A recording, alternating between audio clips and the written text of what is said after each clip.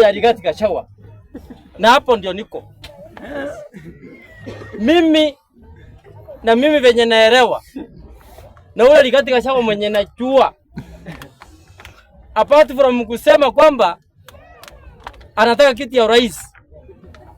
Gachagua kama mnamjua kisiasa na yale matamshi yake, si mtu ya kuongea bila kujua kitu anaongea. Ukweli ni kwamba koti kiachilia yule mtu akuwe uhuru. Rigathi Gachagua akiua uhuru, Kalonzo Musyoka, Dr. Fred Matiang'i tafuta mahali ya kujificha. Hiyo ni ukweli, mpende msipende. Hata even if you interpret the other way around. And William Ruto knows well. Anajua Rigathi vizuri, anamjua vizuri. Ule Rigathi Gachagua ni mtu ako na roho nyeusi mbaya. Akikaa hapa tu hivi akiona amekuwa huru, ati Rigathi Gachagua ameambiwa is not impeached. Leo hii ati Rigathi Gachagua ameambiwa koti imemwambia uko huru, uko free. Ataenda kwa mesa hapo awaambie mimi ndio niko numbers. Nani ajui mimi ndio niko na numbers? So Rigathi Gachagua, mimi naomba kwa ile maombi, kama Mungu anasikia maombi ya mtu maskini kama mimi, anisikie leo. Ule jamaa pada akwe impeached, ile kesi simame hapo. Kwa sababu ule jamaa hatuwezi thamani kama wa Kenya. Afunguliwe yeye aseme ako huru. Na mimi sitaki kabisa. Ile kwa sababu ile atatuletea shida. Na nyota yetu ya kutoa William Ruto Rigathi Gachagua akiachiliwa itaisha. Hiyo ni ukweli wa Mungu. Najua watu hawatakubali hiyo ukweli. It is a painful truth. Rigathi Gachagua is on record. Na alisema, wewe nyamaza nikwambie ukweli. Alisema vizuri. Wakati tutafika tunatafuta Fragbera, tutakuta na numbers kwa mesa. Sasa leo hii tuambiane venye Ongoya alikuwa serious jana. Rigathi Gachagua ameambiwa, ndugu yangu, ile impeachment ilikuwa mambo ya kisiasa, haikufuata sheria. Rigathi atakuja hapa aseme mimi ni mtu nimeokoka mpaka koti imefanya nini? Imeona. Hiyo power Oburu anasema mimi ndio nahitaji. Na chana juzi akitoka kwa bunge alikuwa ametoka kotini. Yeye mwenyewe alisema akiambia wanapali, ngoja hii maneno kidogo nikikuwa rais ya Kenya nitawafanya mkuu huru. Ya anasema hapo. Kama mfuatili kama muone mko na clip. Alisema imagine hata koti hata first session ichaisha lakini amezaa sema yeye anataka kiti ya rais.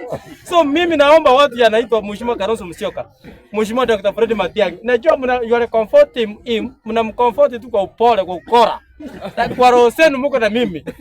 Najua hiyo niko na ukweli. Na unajua speaker, kuna kitu watu hawajui. Ukweli ni kwamba hata Kalonzo Musyoka kukaa na Rigathi Gachagua, sababu kuu ya kukaa na Rigathi Gachagua ni kitu ya moja, anajua ako impeached, hawezi mama kiti ya urais, anataka amsaidie kupata kiti ya urais peke yake.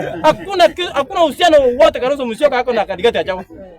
Na hata wewe saa hii leo hii ukiambiwa kati ya William Ruto na Rigathi Gachagua utapigia nani kura? Automatic the answer is William Samoei Ruto. Kwa sababu hatuwezi kubali shareholders. Ule jamaa watu wapende ukweli. Ule jamaa akichukua saa hii serikali atakuuliza wewe kama jamii umeleta kura ngapi kwa meza? Hiyo ndio mkate utapata. Kama wewe tuseme kama hawa ndugu zetu wako bandera nyingine, atawaambia nyinyi mlicheza kurango ile nyingine, ongojea serikali.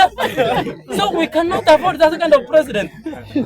Lazima tuambiane kweli. So mimi maombi yangu kwa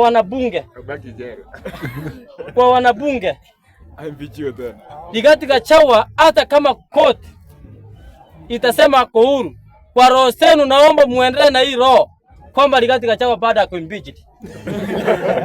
Hiyo tu ndio maombi yetu. Mheshimiwa Speaker, ni confirm ya mwisho kwamba leo hii Rigathi Gachagua ametangaza akiwa na aspirants Ole Kalau, akasema venye ameangalia ati yako na trobini ya kuangalia mbali, mpaka nimeongea Kisii, ako na microscope ya kuona mbali. Ameangalia ile kesi imeisha, na akaambia watu wale aspirant wa Ole Kalau kwamba sisi kama Mount Kenya tujipange kurudisha uongozi wetu. Ati uongozi ya Kenya imekuwa sasa ni ya watu ya Rigathi Gachagua. Hao mimi naelekea mahali hii wimbo itabadilika very soon. Hii wimbo itabadilika, lakini itabadilika kwenda 2 term.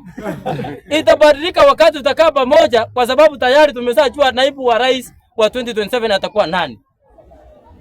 Na Mheshimiwa Catherine Omanyala, Deputy Secretary General wa ODM, asubuhi akiwa ndiyo amesema Deputy President wa Republic of Kenya 2027 atakuwa kutoka chama cha ODM, na akasema iko mbili kati ya Oburu Odinga na Sifuna, na tayari mnajua machibu ni Sifuna atakuwa deputy wa Matiang'i, si mnajua?